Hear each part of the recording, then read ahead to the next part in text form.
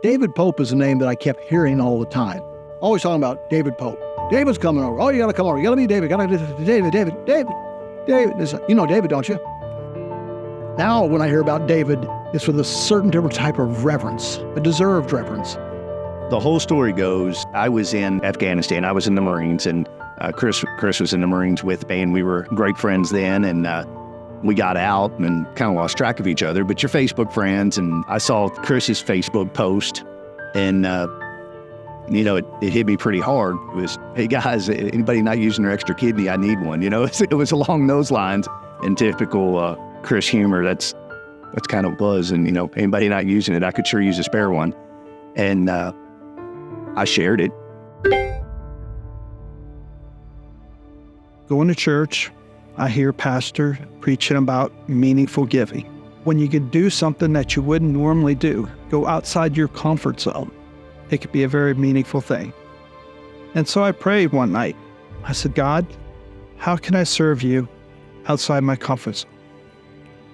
Woke up the next day, thought I would look at my Facebook page, and soon I seen a post that Matt Cook put up about a friend of his who was in need of a kidney transplant.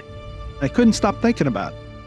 And I kept going back to the post and reading it for several days, and finally decided, let's at least put my name in there and see what happens. So I did it. It amounted to them sending me 8 vials to draw blood at LabCorp. I submitted it, and they told me, they said, right now it looks like you match him like a brother. Then during Easter week on Holy Thursday, I get a call. Dave, you're a match. Whoa. Have you talked to Chris, the recipient? And I hadn't. I hadn't talked to Matt. I hadn't talked to Chris. Chris doesn't know who I am. I sent Matt a message and said, hey, I need to get a hold of your friend Chris. Hey, by the way, remember that post? And I'm like, yeah. And he's like, I'm going to do it.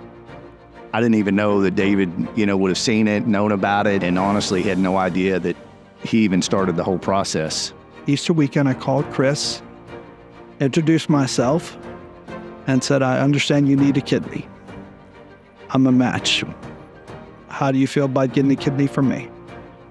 And I think he was kind of like in shock himself. I don't think he quite knew what to say. Somebody totally out of the blue that he didn't even know, calling him up, offering a kidney. What could be more heroic than a guy giving up to an unknown person, a total stranger? Every time he would be in contact with the hospital and the doctors and all that, the first thing I would say to him is, you can back out at any time. You don't have to do this. And I thought about other White Horse Award winners when they run into a fire. That's courageous, but there's no time to think, you just react.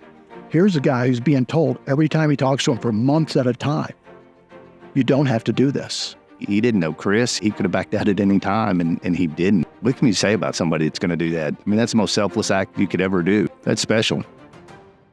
And if you want to put the biblical reference to it, it's like Jesus even prays, let this cup pass from me.